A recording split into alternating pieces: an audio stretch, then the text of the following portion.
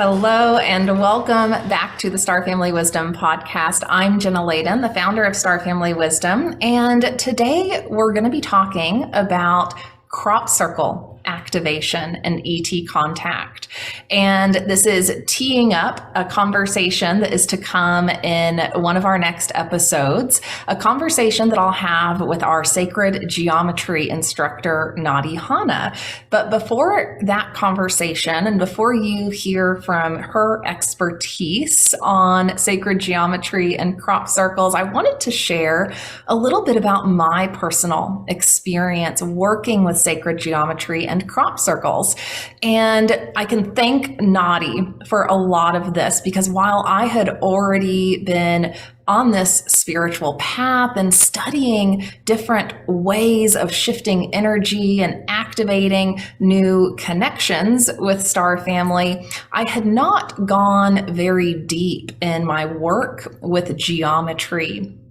And when we work with sacred geometry, we are working with a structure that provides the right harmonics for our body, our consciousness. Sacred geometry represents the fundamental structure of space-time in our universe. It represents the perfect harmonic ratios that are meant to be in place for us to be able to navigate this physical existence in alignment with the higher divine plans that are in place. Sacred geometry represents how energy flows through the universe, or how it's supposed to flow.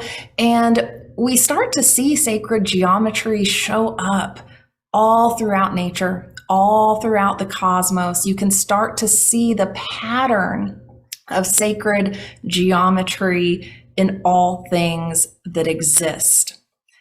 And our personal energy field represents this perfect geometrical structure, or it should. But as humans on this planet, we're carrying a lot of distortion in our energy fields. We are, in a sense, heavily programmed to be out of alignment with the divine plan. We're programmed to stay in this state of separation, right? And so when we're operating in these lower vibrational, lower emotional states of living, we start to create distortion in our energy field that actually affects the geometry of that energy, which then makes it even harder for us to connect with our higher selves, our non-physical team, our star family. And so when we start to work with sacred geometry, we can start to repair our energy field and how our brain is wired. So sacred geometry also has the power to unite the hemispheres of our brain, to synchronize how the two hemispheres of our brain are working. And one thing that we know to be a truth in our universe is that we need perfectly balanced masculine and feminine energies to be able to activate our godlike power, to be able to activate our Christ consciousness, to be able to activate that clean connection with the higher realms. So sacred geometry helps our brain do that, because one side of our brain is the masculine side, one side of our brain is the feminine side. And again, because of the culture and civilization we have grown up in, we've largely, most of us have been operating really heavily out of the left side of our brain. And we want to incorporate a more balanced way of operating. And so sacred geometry works at every level. It works with our brain, it works with our energy field, it works with our emotional body.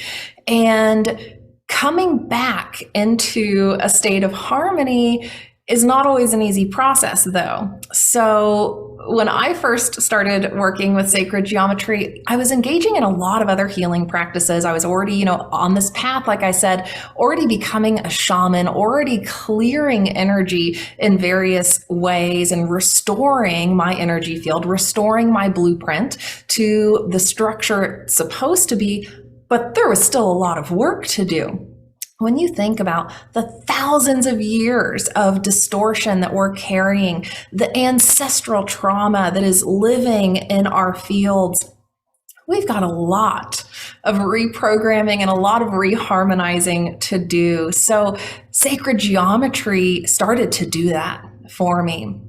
So one of the very first times I started working with it was one of Nadi's sacred geometry classes, and we drew the Sri Yantra. And she's going to talk about the Sri Yantra in the upcoming episode. But the Sri Yantra is really special because it is something we can work with in our manifestation practice. And I had been developing some vision boards, some new, life visions, written down for myself, and had been in this just new phase of manifestation for this new phase of my life. And I was doing that.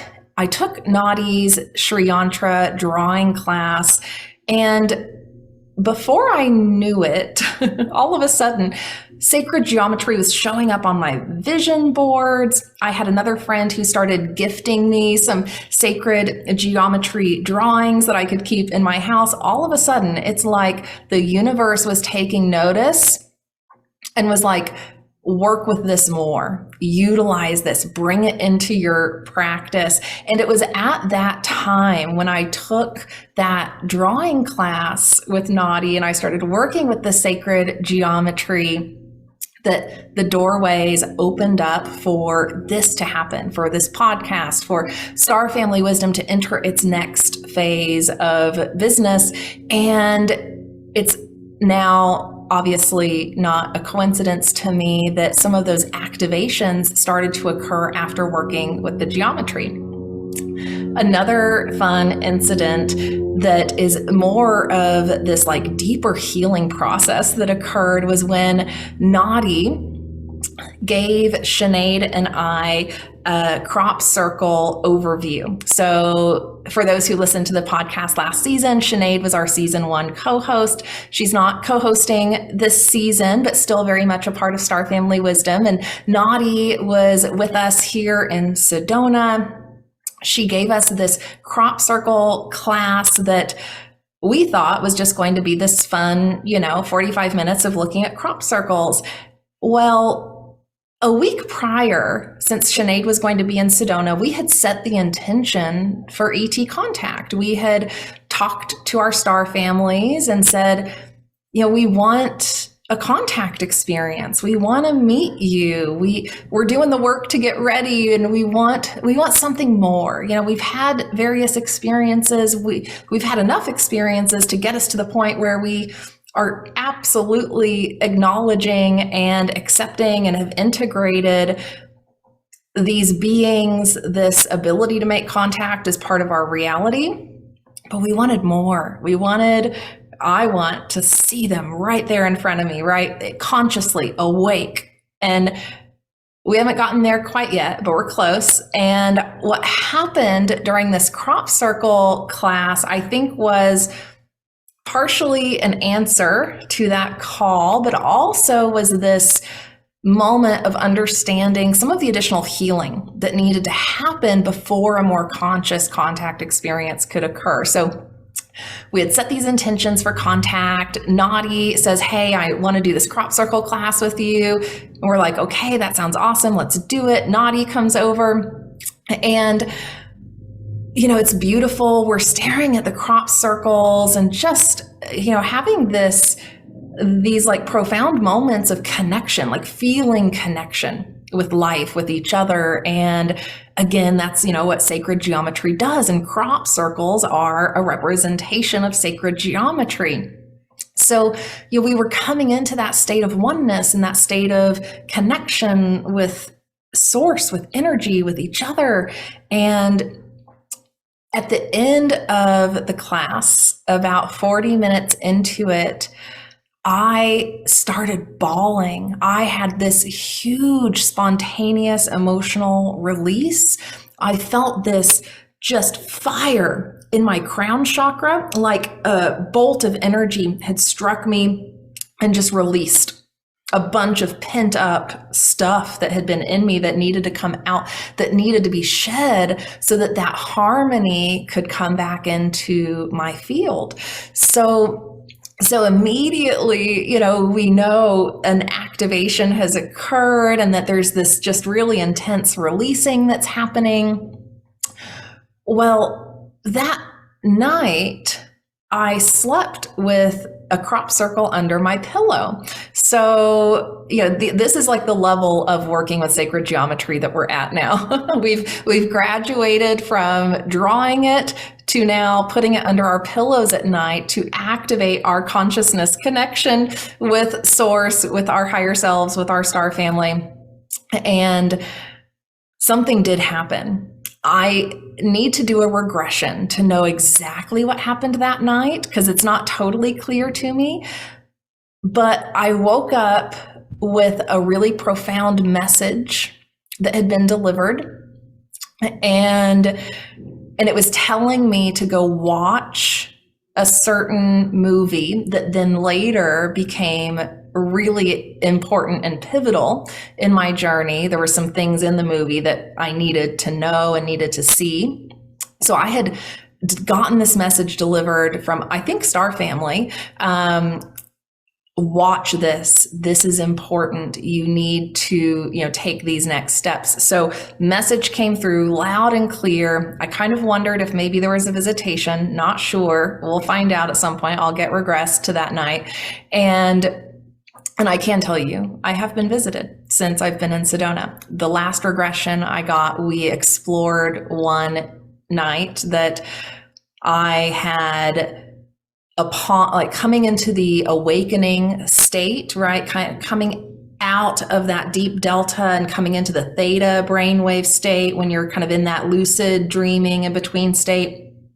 I saw two mantis faces right in front of me, and then boom, I popped, into a waking state of consciousness. So in the last regression, we went back to that night to explore what that was. Was that a dream? Was that just, an image that got put in my mind? And I experienced in the regression as, myself at that time on that night, I experienced them visiting. I experienced my mantis, friends and family showing up to check in. So I'm guessing that may have occurred also on this crop circle night. We'll explore that at a later date. But the next 2 days were really intense. When we go into contact states, those are altered states of consciousness.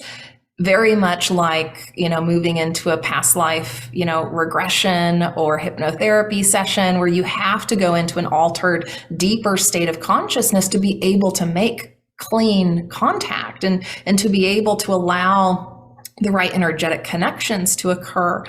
So the next 2 days resulted in us having to cancel all of our plans because we were in such an altered state of consciousness. We knew something was happening to us. We knew that some sort of connection had been activated that night. And I'm getting chills now. They're validating it. So something happened that night where we got so activated, and the three of us were together. So there was power in the number of 3 as well. We're working with the sacred geometry. I have this major crown chakra activation and emotional release.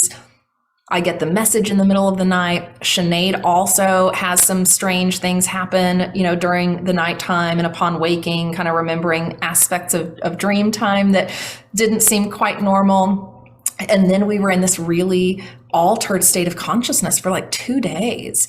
And for the first day, Sinead and I barely talked to each other because we were needing to be in our own space and just allow whatever was happening to happen. And it became clear to me at a later date that, one, we had asked for contact. Two, we had also been asking for support, in our healing journey and in our ability to come into harmony as a group and with each other. And we also knew that there was further, healing to occur. And so by, being in that intentional and open place, we got what we asked for. And the sacred geometry helped facilitate it. So that's an example of the type of experiences that can happen when we work with sacred geometry and crop circles. So if you are ET curious, if you are contact curious, if you are even on the path of just wanting to clear energy and come into a more harmonized, balanced, higher vibrational state of being, crop circles, sacred geometry all the way. So we have a couple of ways you can start to work with that if you're new to it. Nadi is now offering crop circle classes with Star Family Wisdom, so you can check those out on the website. You'll see upcoming ones that you can sign up for, and these are on Zoom. We'll come together in the evening once a month and look at crop circles and talk about the phenomena of crop circles and what we're learning about crop circles, and then have whatever activation experience wants to occur. We'll also be offering an 8-week live drawing course with Nadi, so you can work with her in person on Zoom to learn how to draw the shapes and create beautiful geometrical designs that you can use as art or use in your meditation practice. Just the act of drawing the geometry is this like elevated meditation practice. It works with your brain differently than just looking at the sacred geometry. So those are some ways you can start the process. I also have a free sacred geometry meditation mini course on the website. So if you just want to get started with some meditation and just ease into your sacred geometry practice that way, check that out. You can sign up for free. And know that as we start to activate, these new potentials within us, we're also activating dormant DNA. Right? So we know that there's a significant percentage of our DNA that has kind of perplexed biologists and scientists for many years. It's been called junk DNA. And we're now starting to understand that junk DNA actually is just DNA that hasn't been activated yet. And humans have supernatural, what we would term supernatural. Humans have supernatural capabilities. We are meant to experience a different version of reality. We are meant to experience what most people would call magic. And since I've been on this journey and have been doing the work, which is required, right, to get to that point, it is work for, part of the time we're in it. When we do that work, we can start to experience some really miraculous, incredible transformation. And we can start to receive from the universe in different ways and more ideal ways. And the process of releasing all of the distortion that we've been carrying in our fields and in our minds can be heavy, so as you start to explore sacred geometry and crop circles more, just know that if you have an emotional release get activated, that's a good thing. It doesn't always feel good, when you're in it, because you're feeling what heavy stuff is needing to be purged from your body.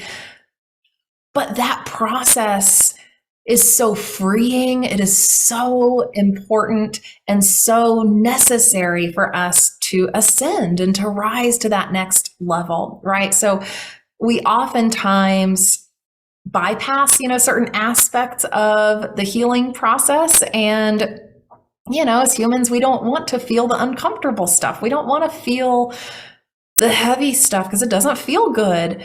And releasing what has been stored in us is necessary. And, we can also think about, when we're in that moment of feeling something we don't want to feel, feeling that darkness or that sort of thing, we're actually in the womb of creation, right? So a womb is a dark place, and the seeds of our intentions and the things we want to manifest and create and grow in our lives, they can't germinate if we're not willing to go into the darkness, right? Because seeds don't germinate in the light, they germinate in the darkness. And there's a gestation process that happens, right, with what we're creating in our lives. And so we can actually bring power to the things we are wanting to create and manifest in our lives by being willing to go into some darkness and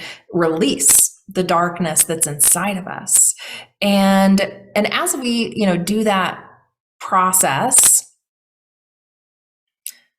we're going to feel a different level of perception, a different level of perceptual abilities, because so much of the distortion and trauma that we've been carrying from our civilization, from our ancestors, that has affected our neural networks in our brains. And that has, in a lot of ways, prevented us from establishing the higher functioning neural networks that are possible.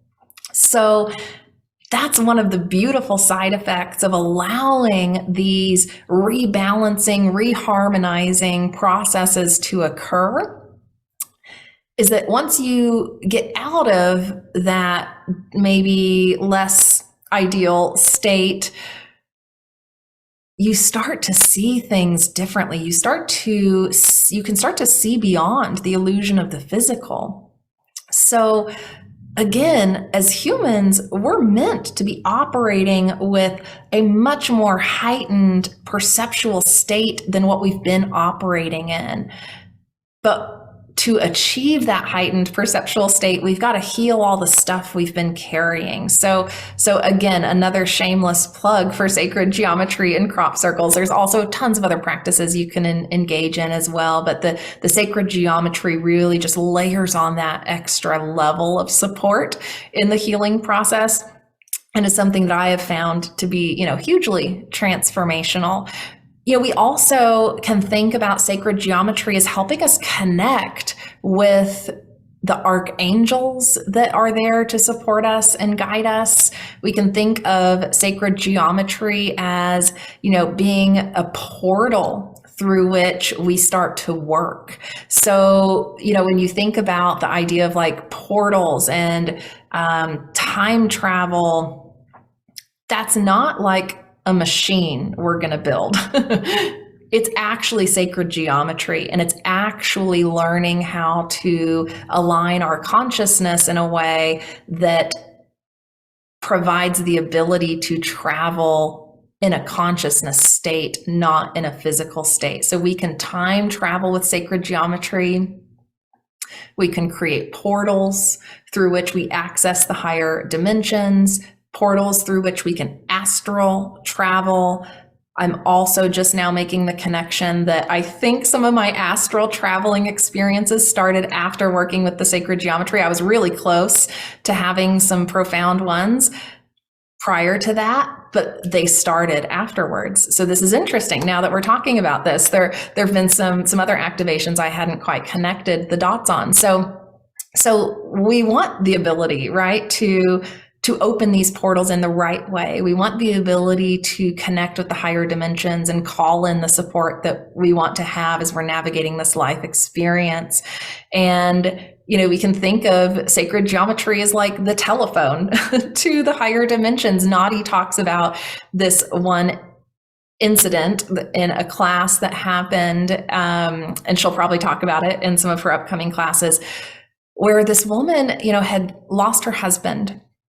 and was very much, wanting to connect with him in the spiritual realms, but just hadn't quite found the right, I guess, avenue for that to happen yet. And she came to one of Nadi's classes and said, I heard that sacred geometry can help me do this. Like, how do we do this? And it was using the vector equilibrium, which is the geometry that represents the 0 point of creation, the portal through which we can connect to the quantum field or higher dimensions.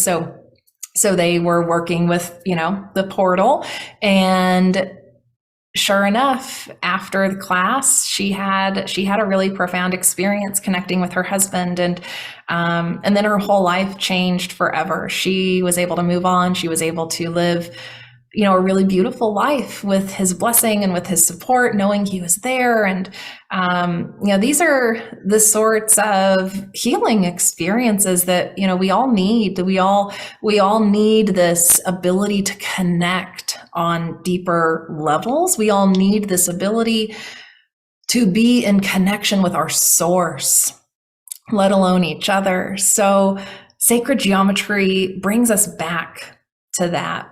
So again, this is one of the aspects of my journey that I have found to be so incredible, which is why we, offer it on Star Family Wisdom, because everything we offer and share and give to you for support on your journey comes from our journey. It comes from our ability to make contact, to go through our healing process. And we want to be able to offer you what has been supportive for us. So if this was something that piqued your interest and you want to go a little further with sacred geometry, tune in to one of our upcoming episodes where I'll be talking with Nadi Hana, and we'll talk a little bit more about her experiences and how she got activated to work with crop circles and the geometry. And then also check out the notes, the links below where you can sign up for her upcoming classes. We have a free master class on the 4th where she's going to be talking all about sacred geometry and her experiences. Join us for that. And then you can also check out her upcoming programs. So start working with sacred geometry. That's the PSA of the day. And I hope that you are having an amazing start to 2023 and that your intentions and dreams are manifesting beautifully. I'm holding intentions for all of you to experience your highest version of 2023. Comment below if you have any questions about sacred geometry that we can answer in our next episode. Leave us a review if you're on the podcast apps, and if you're on YouTube, don't forget to subscribe so that you don't miss any of our upcoming videos. Okay, bye for now. I'll see you in the next episode.